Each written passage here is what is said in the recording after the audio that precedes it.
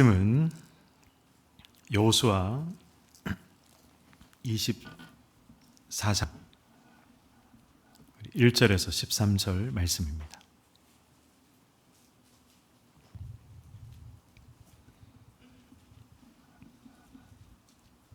여호수아 24장 1절에서 13절 말씀, 구약성경 357면에 있습니다. 구약성경 357면 우리 여호수아 24장 1절에서 13절까지의 말씀 교독하시겠습니다. 여호수아가 이스라엘 모든 지파를 세겜에 모으고 이스라엘 장로들과 그들의 수령들과 재판장들과 관리들을 부르매 그들이 하나님 앞에 나와 선지라. 여호수아가 모든 백성에게 이르되 이스라엘의 하나님 여호와께서 이같이 말씀하시기를 옛적에 너희의 조상들 곧 아브라함의 아버지 나홀의 아버지 데라가 강 저쪽에 거주하여 다른 신들을 섬겼으나 내가 너희의 조상 아브라함을 강 저쪽에서 이끌어내어 가나안 온 땅에 두루 행하게 하고 그의 씨를 번성하게 하려고 그에게 이삭을 주었으며 이삭에게는 야곱과 에서를 주었고 에서에게는 세일산을 소유로 주었으나 야곱과 그의 자손들은 애굽으로 내려갔으므로 내가 모세와 아론을 보내었고 또 애굽에 재앙을 내렸나니 곧 내가 그들 가운데 행한 것과 같고 그 후에 너희를 인도하여 내었노라. 내가 너희의 조상들을 애굽에서 인도하여 내어 바다에 이르게 한즉 애굽 사람들이 병거와 마병을 거느리고 너희 조상들을 홍해까지 쫓아오므로 너희의 조상들이 나 여호와께 부르짖기로 내가 너희와 애굽 사람들 사이에 흑암을 두고 바다를 이끌어 그들을 덮었나니 내가 애굽에서 행한 일을 너희의 눈이 보았으며 또 너희가 많은 날을 광야에서 거주하였느니라. 내가 또 너희를 인도하여 요단 저쪽에 거주하는 아모리 족속의 땅으로 들어가게 하매 그들이 너희와 싸우기로 내가 그들을 너희 손에 넘겨주매 너희가 그 땅을 점령하였고 나는 그들을 너희 앞에서 멸절시켰으며 또한 모압 왕 십볼의 아들 발락이 일어나 이스라엘과 싸우더니 사람을 보내어 부올의 아들 발람을 불러다가 너희를 저주하게 하려 하였으나 내가 발람을 위해 듣기를 원하지 아니하였으므로 그가 오히려 너희를 축복하였고 나는 너희를 그의 손에서 건져내었으며 너희가 요단을 건너 여리고에 이른즉 여리고 주민들 곧 아모리 족속과 브리스 족속과 가나안 족속과 헷 족속과 기르가스 족속과 휘위 족속과 여부스 족속이 너희와 싸우기로 내가 그들을 너희의 손에 넘겨 주었으며 내가 왕보를 너희 앞에 보내어 그 아모리 족속의 두 왕을 너희 앞에서 쫓아내게 하였으니 너희의 칼이나 너희의 활로서 이같이 한 것이 아니며 함께요. 내가 또 너희가 수고하지 아니한 땅과 너희가 건설하지 아니한 성읍들을 너희에게 주었더니 너희가 그 가운데에 거주하며 너희는 또 너희가 심지 아니한 포도원과 감람원의 열매를 먹는다 하셨느니라. 아멘. 우리 좋은 추억이든 혹은 또 아픈 추억이든 어떤 장소에 가면 그런 추억들이 떠오르는 그런 경험들 아마 다들 해보셨으리라 생각을 합니다. 어떤 자리에 서면 또 그 길을 걸어가면 지나간 시간들이 우리에게 이 물밀듯 밀려오는 그러한 장소 또 그러한 길들이 있습니다. 오늘 본문의 배경이 되는 세겜이라는 곳이 이스라엘 백성들에게 바로 그런 장소였던 것이죠. 세겜이라는 곳은 어떤 곳입니까? 성경을 보시면 이스라엘 백성들의 조상, 우리가 믿음의 조상이라고 부르는 아브라함이 가나안 땅에 들어와서 가장 먼저 하나님 앞에 제단을 쌓고 제사를 드린 장소가 바로 세겜이었습니다. 그리고 하나님께서 아브라함에게 무엇을 약속하십니까? 지금 이스라엘 백성들이 밟고 있는 이 땅, 가나안 땅, 이 가나안 땅을 바로 그때 하나님이 아브라함에게 이 땅을 주겠다라고 약속을 하셨고 하늘의 별과 같이 바다의 모래같이 내가 너의 후손들을 허락하겠다라고 하나님이 약속하신 장소, 그 장소가 바로 세겜이었습니다. 그리고 세겜은 또 어떤 곳입니까? 우리가 이 축복과 저주의 산이라고 알고 있는 에발산과 그리심산, 이 그리심산에서 축복이 선언되고 에발산에서 저주가 선언되지 않았습니까? 그 산과 산 사이에 있었던 장소, 그곳이 세겜이었습니다. 하나님께서 이 순종과 불순종의 갈림길, 그 갈림길을 상징하는 장소로 세겜이라는 장소를 허락하셨던 것이죠. 그래서 이스라엘 백성들에게 세겜이라는 곳은 자신들의 뿌리를 기억나게 하는 장소, 그리고 하나님께서 약속하신 그 약속이 성취된 것을 확인하는 장소였던 것입니다. 순종과 불순종의 경고를 보여주는 장소, 하나님의 언약을 새롭게 하는 장소. 그래서 이 세겜이라는 곳은 이스라엘 백성들에게 굉장히 중요하고 의미 있는 그러한 장소였던 것이죠. 그렇다면 여호수아가 이스라엘 백성들이 차지하고 있는 가나안 땅 중에 굉장히 많은 의미 있는 장소들이 있음에도 불구하고 왜 이 세겜이라는 장소를 택해서 이스라엘 백성들을 불러 모았겠습니까? 여호수아는 백성들에게 지금 묻고 싶었던 것입니다. 너희가 여기까지 어떻게 왔는지 알고 있느냐? 누가 너희를 여기까지 데리고 왔는지 기억하고 있느냐? 바로 세겜에서 이 질문을 이스라엘 백성들에게 여호수아가 하고 있었던 것이죠. 이 질문을 하기에는 이 세겜만큼 좋은 장소가 없었던 것입니다. 조상들이 하나님 앞에 섰던 그 자리, 자신들의 뿌리를 기억나게 하는 그 자리, 바로 그 자리에서 여호수아는 이제 자신들의 역사를 이야기하기 시작합니다. 오늘 본문 3절의 말씀입니다. 내가 너희의 조상 아브라함을 강 저쪽에서 이끌어내었다라고 말씀하고 있죠. 이 말의 히브리 원문은 이 리카흐라는 단어로 기록이 되어 있습니다. 단순히 한 장소에서 다른 장소로 이끌어내었다, 옮겨졌다, 그런 의미가 아닙니다. 하나님께서 친히 붙들어내시고 인도해 가셨다라는 의미가 바로 이 리카흐라는 단어에 담겨진 의미입니다. 이 길 잃은 사람의 손을 붙잡고 인도해 나가는 것, 넘어진 사람의 손을 붙잡고 일으켜 세우는 것, 빠져 죽을 자리에 있는 사람을 건져내어 생명의 길로 이끌어내는 것, 이것이 바로 리카흐라는 단어가 담아내고 있는 의미인 것이죠.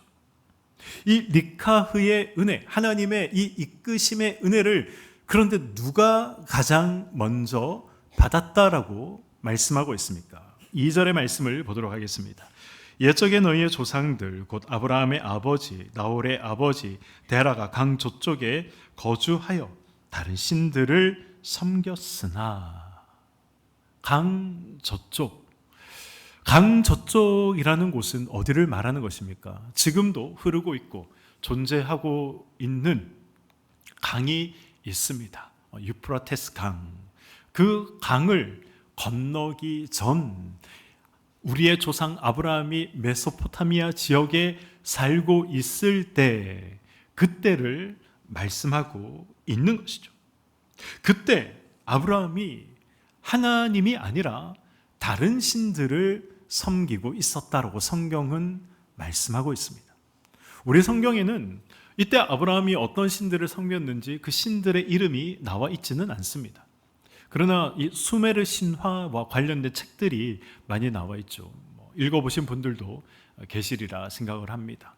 그 수메르 신화의 책을 보시면 엔키, 엔릴, 이난나 뭐 이런 이제 신들의 이름이 쭉 기록이 등장하고 있습니다.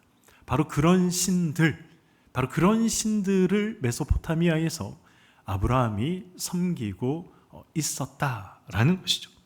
섬겼다라는 말은 제사를 드렸다. 쉽게 말하면 그러한 이 우상들 앞에서 아브라함이 예배를 드리고 있었다라는 의미가 되는 것입니다. 출애굽기 22장, 레위기 20장, 신명기 13장을 보시면 하나님께서 말씀하시죠. 다른 신을 섬기는 자를 멸하라, 죽여라 라고 말씀하고 있습니다. 그렇다면 아브라함 역시 멸망의 자리에 있었던 사람이었고 하나님과 상관없는 자리, 멀리 떨어진 자리에 있었던 사람이었습니다. 그런데 바로 그 자리에 하나님의 말씀이 뚫고 들어왔던 것이죠. 창세기 12장 1절 말씀입니다. 여호와께서 아브라함에게 이르시되 너는 너의 고향과 친척과 아버지의 집을 떠나 내가 내게 보여줄 땅으로 가라. 이 말씀은 단순히 거주지를 옮겨라, 이사를 해라, 그 정도의 의미가 아닙니다. 하나님께서 우상의 한 가운데 있는 이 아브라함, 반드시 그래서 멸망을 받아야 할 이 아브라함에게 지금 이 아브라함의 손을 붙잡아 이끌어 내시고 있는 장면이 창세기 12장 1절의 장면인 것이죠. 여러분, 이것이 은혜 아니겠습니까? 아브라함은 지금 하나님을 먼저 믿은 후에, 자신이 거룩하게 된 후에, 정결하게 된 후에 하나님의 부름을 받은 것이 아닙니다. 하나님께서 우상 가운데 있는, 우상을 예배하고 있는 그를 하나님이 먼저 부르시고 하나님이 친히 붙잡아 나오고 계셨던 것입니다. 저와 여러분이 자주 하는 착각이 있습니다. 그 착각이 무엇입니까? 이 문제만 다 해결되면 신앙생활 잘 하겠다라고 종종 말할 때가 있습니다. 목사님, 제가 담배를 끊지 못하고 있는데 담배를 끊으면 신앙생활 제대로 하겠습니다. 목사님, 제가 이 술을 아직 끊지 못하고 있는데 이 술을 끊으면 제가 제대로 신앙생활 하겠습니다. 종종 저에게 그렇게 말씀하시는 분들이 계십니다. 이 문제, 이 삶의 문제, 하나님 앞에서 부끄러운 문제, 이 문제만 해결이 되면 제대로 한번 믿어봐야지 라고 생각을 합니다. 그러나 성경은 완벽하게 반대로 말씀하고 있습니다. 하나님은 이 문제가 정리되고 하나님 앞에 부끄러운 모습이 정리된 사람을 부르시는 것이 아니라 하나님께서 부르신 사람을 하나님은 정리해 나가신다는 것입니다. 지금 그런 마음을 혹시 가진 분들이 계십니까? 나는 하나님 앞에 떳떳하지 않습니다.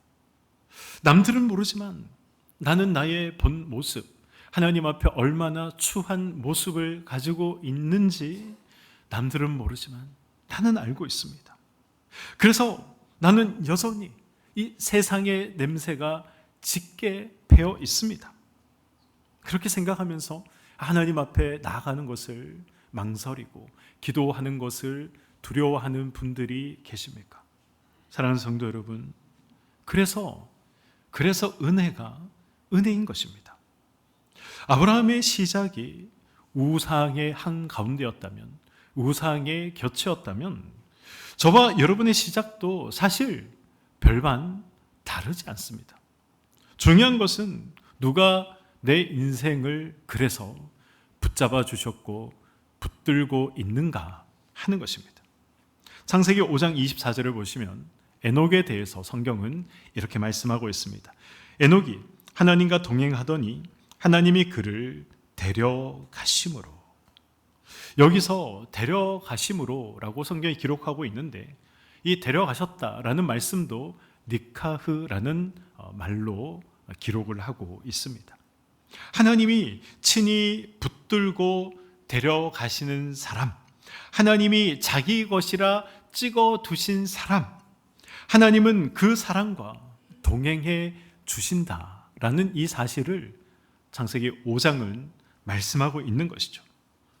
하나님께서 데려가시는 사람, 하나님이 찍어 두신 사람, 그래서 하나님께서 동행하시는 사람, 여러분 그 사람이 누구입니까? 저와 여러분이 바로 그 사람입니다. 저와 여러분이 바로 그런 사람들인 것이죠. 내가 너를 내 것으로 찍어 두었다. 그래서 내가 너와 동행한다. 우리가 오늘 이 시간 하나님의 이 음성을 들을 수 있어야 하는 것입니다. 인생에 있어서 가장 큰 복이 무엇이겠습니까? 인생에 있어서 가장 큰 복, 사람들이 인정해 주는 것, 사람들에게 유명해지는 것, 이 세상을 살아가면서 내가 원하는 것들을 가지며 살아가는 것, 물론 그러한 것들도 복이죠.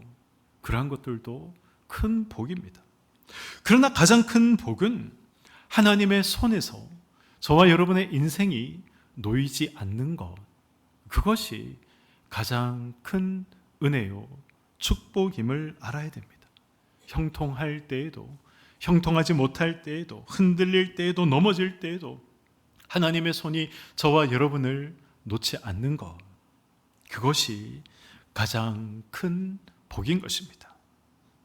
여호수아는 세겜에 모인 이스라엘 백성들에게 아브라함에 대해서만 이야기하지 않습니다. 5절 이하를 보시면 이 출애굽의 사건, 홍해의 사건, 그리고 광야와 이 광야에서 가나안으로 이어지는 이러한 삶에 대해서 쭉 이야기를 하고 있습니다. 그들의 역사를 말하고 있는 것이죠. 그리고 그 모든 이야기 앞에서 기록되고 있고 반복되고 있는 주어 하나가 있습니다. 내가 라는 것입니다. 내가 보냈다. 내가 인도했다. 내가 건졌다. 내가 쫓아냈다. 내가 너희들에게 주었다. 라는 말씀들이 계속해서 반복되고 있습니다. 여호수아가 세겜에서 들려준 이스라엘의 역사, 지금 장황하고 많은 역사의 내용들을 이야기하고 있지만 사실 한 가지를 이야기하고 있는 것이죠. 오직 한 가지를 말하고 있는 것이었습니다. 여기까지 온 것은 너희들이 잘해서 온 것이 아니라 하나님께서 너희들을 이끌어 오신 것이다. 이 사실 한 가지를 말하고 있는 것입니다. 애굽에서 나온 것도 너희들이 능력이 있어 나온 것이 아니고, 홍해를 건넌 것도 너희들이 잘나서 건넌 것이 아니고, 광야에서 살아남은 것도 너희들이 강해서 살아남은 것이 아니라, 가나안 땅에 들어와 지금 이제 우리가 성읍을 차지하고 정착해 살아가고 있는 것도 너희가 강해서 뛰어난 지략을 가졌기 때문에 살아가고 있는 것이 아니라 하나님께서 하셨다는 것이죠.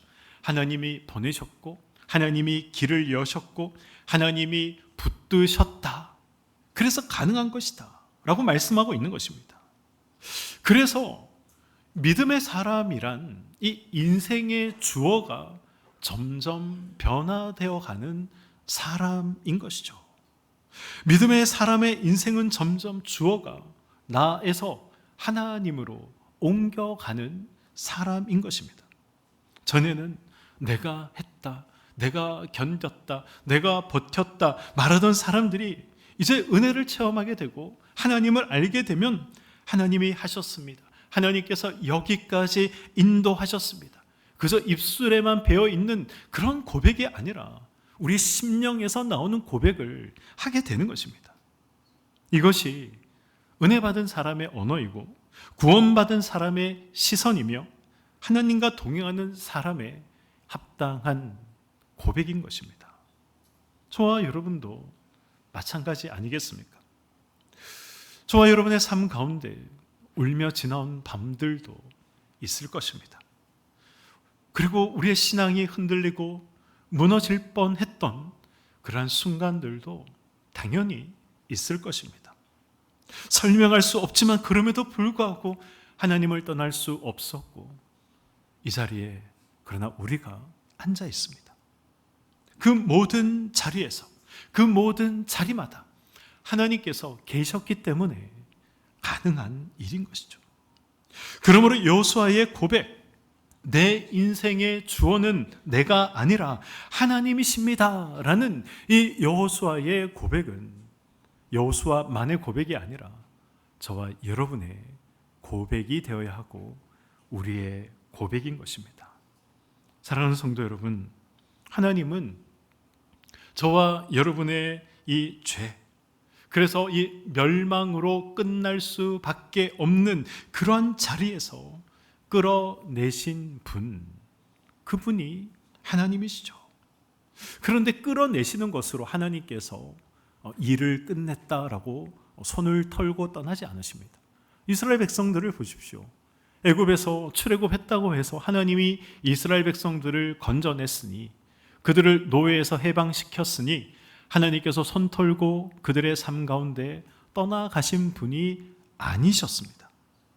끌어내신 인생을 끝까지 책임지는 분, 그분이 하나님이시다라는 것을 성경이 말씀하고 있는 것이죠. 하나님이 불러만 놓고 외면하는 분이 아니십니다. 데려다만 놓고 버려두고 방치하는 분이 아니시죠. 시작만 하시고 중간에 손을 놓아버리는 분이 아니십니다. 하나님은 시작하신 그 은혜, 그것을 반드시 끝까지 이루시는 분이다 라는 이 사실이 오늘 세겜에서 이스라엘 백성들에게 선포하고 있는 여호수아의 이 이스라엘 역사 속에 담겨져 있는 내용인 것이죠. 아브라함을 부르신 하나님은 그의 걸음을 책임지셨습니다. 애굽에서 이스라엘을 건지신 하나님은 이스라엘을 광야에서도 먹이셨고, 광야에서 인도하신 하나님은 마침내 하나님께서 약속하신 가나안 땅으로 그들을 들이셨습니다. 그러므로 저와 여러분의 인생 속에 우연이라는 것은 없습니다. 우연히 일어났다, 우연히 발생했다, 그러한 것은 없는 것이죠. 성도의 인생은 우연의 연속이 아닙니다. 때로는 저와 여러분의 삶 가운데 예상하지 못한 광야의 길을 걸어갈 때도 있습니다. 메마른 인생을 살아가야 할 때도 있습니다. 때로는 한 걸음 앞으로 나아가더라도 이것이 정말 바른 길로 가는 것인가? 아니, 열심히는 살아가고 있는데 그 자리에 멈춰선 것처럼 느껴질 때도 있지 않습니까? 그러나 하나님은 이 한 번 붙드신 인생을 약속의 자리까지 반드시 데리고 가시는 분이다 라는 사실을 오늘 성경은 말씀하고 있습니다. 물론 하나님께서 그래서 데리고 가신다면, 인도해 가신다면 그래서 막 살아도 되는가? 이것을 이야기하는 것은 아니죠. 막 살아도 된다라는 말이 아닙니다. 아무것도 하지 않아도 된다라는 말이 아닙니다. 오히려 은혜를 아는 사람일수록 우리는 더 조심하고 더 무릎을 꿇고 더 순종하며 살아가야 하는 것이죠. 왜 그렇습니까? 이제는 내 인생의 주인이 내가 아니라 하나님께서 내 인생의 주인이 되셨기 때문에 그렇습니다. 그래서 성도는 대충 살아갈 수 없는 것이죠. 은혜를 핑계로 게을러질 수 없는 것입니다. 그래서 성도는 애쓰고 기도하고 하나님 앞에서 충성된 삶을 살아가고자 힘쓰는 것입니다. 그러나 그 모든 수고는 무엇입니까? 우리 하나님 앞에서 자격을 얻기 위한, 구원을 얻기 위한, 하나님의 자녀가 되기 위한 그러한 수고가 아닙니다. 그런 몸부림이 아니라는 것이죠. 이미 받은 은혜 때문에 그 은혜에 대한 반응이고 응답이라는 것입니다. 성경은 처음부터 끝까지 이렇게 말씀합니다. 부르신 분도 하나님이시고, 인도하신 분도 하나님이시고, 이루시는 분도 하나님이시다 라는 사실을 말씀하는 것이죠. 그래서 믿음이 깊어지면 깊어질수록 우리가 하나님의 은혜를 더 선명하게 체험하면 체험할수록 저와 여러분의 삶에서 고백들, 이런 고백들은 간결해지고 명확해지는 것입니다. 내가 했습니다가 아니라 하나님이 하셨습니다라로 모여지는 것이죠. 내가 쌓았습니다가 아니라 하나님께서 주셨습니다 라고 고백되는 것입니다. 내가 버텼습니다가 아니라 하나님께서 붙잡아 주셨습니다, 이렇게 고백하게 되는 것입니다. 이런 고백의 절정이 오늘 본문 13절에 기록되어 있습니다. 13절 말씀입니다. 내가 또 너희가 수고하지 아니한 땅과 너희가 건설하지 아니한 성읍들을 너희에게 주었더니 너희가 그 가운데에 거주하며 너희는 또 너희가 심지 아니한 포도원과 감람원의 열매를 먹는다 하셨느니라. 아멘. 이 13절의 말씀은 어떤 말씀입니까? 이스라엘 백성들이 자기 손으로 개간하지 않은 땅을 얻었다, 자기 손으로 쌓지 않은 성읍들을 받았다, 자기 손으로 심지 않은 나무의 열매를 먹게 하셨다라는 기록이 13절의 말씀입니다. 이 13절의 말씀을 오해하시면 안 됩니다. 그래서 수고하지 않아도 된다라고 생각하시면 안 됩니다. 게으름을 허락하시는 말씀으로 생각하시면 안 됩니다. 이 말씀은 자신들의 노력으로, 이스라엘 백성들의 노력으로 가나안 땅을 쟁취한 것이 아니다라는 사실을 말씀하고 있는 것이죠. 하나님의 약속과 하나님의 은혜 안에서 하나님으로부터 가나안 땅을 받았다라는 사실을 말씀하고 있는 것입니다. 이 13절의 모습, 내가 아무것도 노력한 것이 없음에도 불구하고 개간한 땅을 받고 내가 쌓지 않은 성을 받고 그리고 내가 심지 않은 나무에서 열매를 먹는 이 모습이 어떤 모습과 맞닿아 있습니까? 바로 구원의 모습, 구원의 은혜와 정확하게 맞닿아 있는 것이죠. 구원을 위해서 저와 여러분이 한 것이 무엇이 있습니까? 저와 여러분이 구원을 위해서 한 것은 아무것도 없습니다. 우리도 우상의 곁에서 우상을 섬기며 살았던 사람이었습니다. 그런데 하나님께서 불러내어 주시고 이끌어 주시고 이스라엘 백성들처럼 우리가 심지 않은 구원을 우리가 맛보고 있는 것 아니겠습니까? 이 13절의 말씀은 구원의 모습, 구원의 은혜와 정확하게 맞닿아 있는 것이죠. 우리가 구원을 위해서 한 것은 아무것도 없습니다. 노력한 것이 없습니다. 그럼에도 내가 수고하지 않은, 내가 건설하지 않은 천국이 이제 우리의 소유가 되었지 않습니까? 내가 심지 않은 생명나무의 열매, 이것을 우리가 소유하지 않았습니까? 하나님은 애굽에서 끌어내기만 하시는 분이 아닙니다.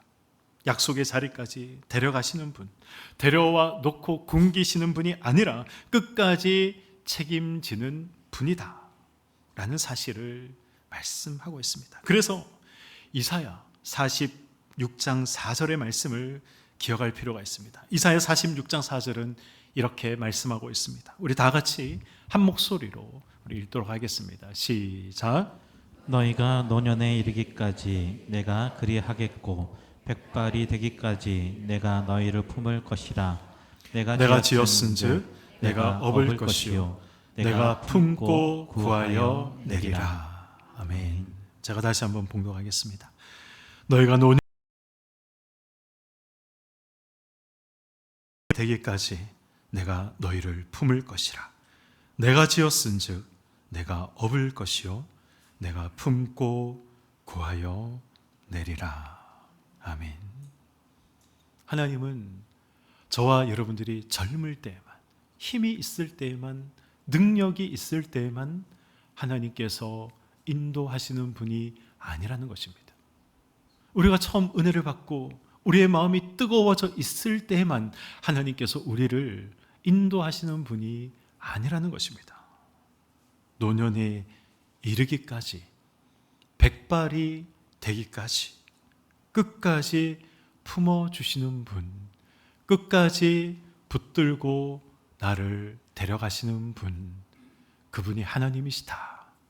이것이 성경이 저와 여러분에게 지금 들려주는 말씀인 것입니다. 세겜에선 이스라엘 백성들처럼 우리도 그래서 지난 시간을 돌아봐야 됩니다. 그런데 사랑하는 성도 여러분, 우리가 다 같은 장소, 지금 2026년 7월 12일 11시 우리가 58분을 지나가고 있는데, 우리가 똑같은 시간 똑같은 장소에 있다고 해서 우리가 똑같은 삶을 살아온 것은 아니지 않겠습니까? 어떤 분들은 일이 잘 풀리지 않아 지금 괴로움 가운데 이 자리에 앉아 있는 분들도 계실 것입니다. 장사가 또 일들이 생각처럼 잘 되지 않아서 염려 가운데 있는 분들도 계실 것입니다. 애써도 손에 잡히는 것 하나 없고 노력하며 살아가고는 있는데 손에 쥐어진 것이 하나도 없다라고 생각하시며 살아가는 분들도 계실 것입니다.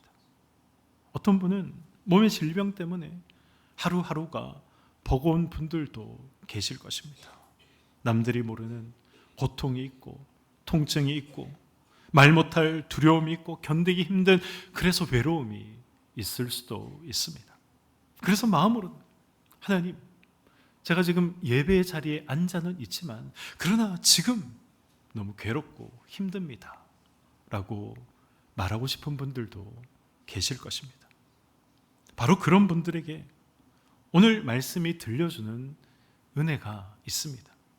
여호수아는 세겜에서 이스라엘에게 묻고 있습니다. 어떻게 여기까지 왔느냐 하는 것입니다. 너희의 힘으로 왔느냐? 너의 능력으로 왔느냐? 너의 수고로 왔느냐? 라고 묻고 있는 것이죠. 아니라는 것입니다. 하나님께서 하신 것이죠. 하나님이 이끄셨고 하나님이 감싸 주셨고 하나님께서 건지셨고 하나님이 인도하셨다는 것입니다. 바로 여기에서 믿음의 사람, 신앙의 사람은 인생의 주어가 바뀌게 되는 것입니다. 전에는 내가 해야 한다, 내가 버텨야 한다, 내가 해결해야 한다, 이렇게 생각하고 붙들고 살았지만, 그런데 은혜를 알게 되면 고백이, 생각이 바뀌게 되는 것이죠. 하나님, 제가 여기까지 온 것은 하나님의 은혜입니다. 하나님이 여기까지 붙들고 오셨습니다.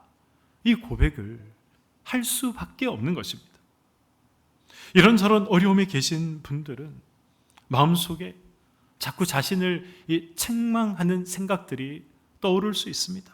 그때 내가 더 잘했어야 했는데, 내게 능력이 더 있었어야 했는데, 내가 그때 더 옳은 선택을 했었어야 했는데, 그렇게 자꾸 인생의 주어를 나로 붙들고 살아가면 마음만 더 무겁고 괴로워질 뿐입니다. 물론 제가 이렇게 말씀드린다고 해서 무책임하게 살아라, 그 말씀을 드리는 게 아닙니다. 책임 있게 사셔야죠. 성실하게 애쓰시며 사셔야 됩니다.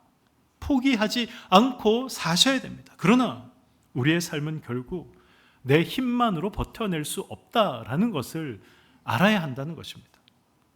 질병의 고통 가운데 있는 분들도 많이 계시죠. 몸이 아프면 어떻습니까? 마음도 자연스레 약해지게 되어 있습니다.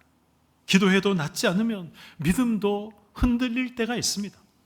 왜 나에게 이런 일이 생겼을까? 그래서 언제까지 견뎌야 하는가? 하나님이 정말 알고는 계신가? 그런 마음이 들 수 있습니다.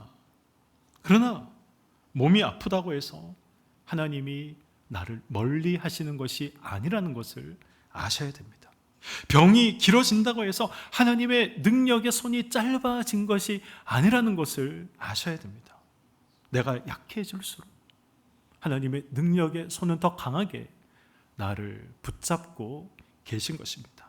그래서 오늘 말씀은 우리에게 무엇을 말씀하고 있습니까? 무리해서라도 강해져라, 이런 말씀하지 않습니다. 더 잘해라, 더 잘 버텨라, 더 잘 견뎌라, 이렇게 저와 여러분들을 밀어붙이지 않습니다. 오히려 오늘 말씀은 묻고 있는 것이죠. 그래서 네 인생의 주어가 누구냐? 라고 묻고 있는 것입니다. 내가 내 인생의 주어가 되면 우리는 다 무너지게 되어 있습니다. 왜 그렇습니까? 우리에겐 다 한계가 있기 때문에 그런 것이죠. 우리에겐 다 흔들리는 생각과 마음이 있기 때문에 내가 내 인생의 주어가 되면 저와 여러분은 다 무너지게 되어 있습니다. 그러나 하나님이 인생의 주어가 되시면 소망이 있는 것입니다. 내가 약해도 내가 믿는 나를 붙들고 가신 하나님은 약한 분이 아니시죠. 내가 지쳐도 하나님은 지치거나 피곤해 하시는 분이 아니십니다. 내가 길을 보지 못해도 하나님이 길을 보지 못하는 분이 아니라 하나님은 모든 것을 아시고 모든 것을 보시는 분이십니다. 오늘 말씀을 맺도록 하겠습니다. 아브라함을 우상 한가운데에서 붙들어 내신 하나님, 이스라엘을 광야 한복판에서도 붙들고 인도하신 하나님이 지금 저와 여러분을 동일하게 붙들고 인도하고 가고 계십니다. 먹고 사는 문제 속에서 여전히 저와 여러분을 붙들고 계시고, 질병의 고통 속에서 붙들고 계시고, 사람에게 말 못할 그런 눈물의 고통과 슬픔과 아픔 속에서 붙들고 계십니다. 우리가 느끼지 못해도, 다 이해하지 못해도 하나님의 손은 저와 여러분을 놓지 않는다. 이스라엘의 역사를 통해 그것을 말씀하고 있는 것입니다. 그러니 너무 자신을 몰아붙이지 마시기 바랍니다. 너무 내가 하면서 살아가지 마시기 바랍니다. 이제는 그 짐을 하나님 앞에 내려놓으시고 두려움보다 약속을, 상황보다 하나님을 바라볼 수 있는 저와 여러분이 되기를 소망합니다. 내 형편보다 크신 하나님, 나의 이 질병보다, 아픔보다 크신 하나님, 나의 막막함보다 크신 하나님을 신뢰할 수 있는 저와 여러분이 되기를 소망합니다. 성경이 분명히 말씀하지 않습니까? 조금 전 우리가 읽었던 이사야의 말씀, 저 성경을 설교를 준비하면서 이 말씀에 큰 위로를 받았습니다.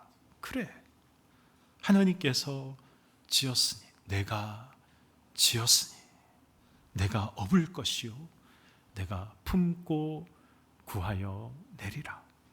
저와 여러분을 지으신 하나님이 나를 업고 나를 품고 나를 끝까지 구하여 내신다 말씀하셨습니다. 이제 우리 인생의 주어는 우리가 아닙니다. 장사가 안 될 때에도, 직장에서 어려움이 있을 때에도, 몸에 고통이 있을 때에도, 눈물이 마르지 않을 때에도, 길이 막혀 내일이 보이지 않을 그때에도 인생의 주어는 여전히 하나님이시다라는 사실을 잊지 마시기 바랍니다. 우리가 이 사실을 잊지 않을 때 이것이 저와 여러분에게 가장 큰 힘과 위로와 소망이 되는 것입니다. 이 힘과 위로와 소망을 가지시고 인생의 주어가 하나님이심을 기억하며 살아가시는 저와 여러분의 삶이 되시기를 주님의 이름으로 간절히 축원드립니다. 아멘.